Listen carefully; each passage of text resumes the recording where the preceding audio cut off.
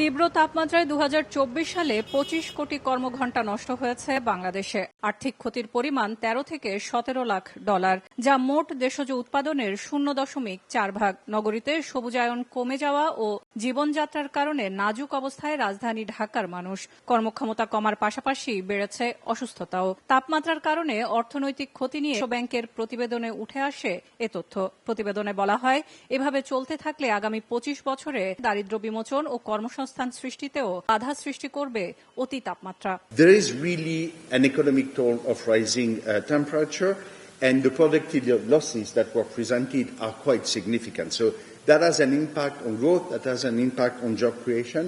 প্রতিবেদন প্রকাশ অনুষ্ঠানে নগর সৃষ্ট তাপপ্রবাহ নিয়ন্ত্রণ জরুরি উল্লেখ করে পরিবেশ উপদেষ্টা জানান, মন্ত্রী এমপিদের স্বার্থ রক্ষা করে পূর্বাচল উত্তরার মতো রাজুকের এরিয়া ভিত্তিক পরিকল্পনা হয়েছে বন উজাড় করে, যা অপূরণীয় ক্ষতি।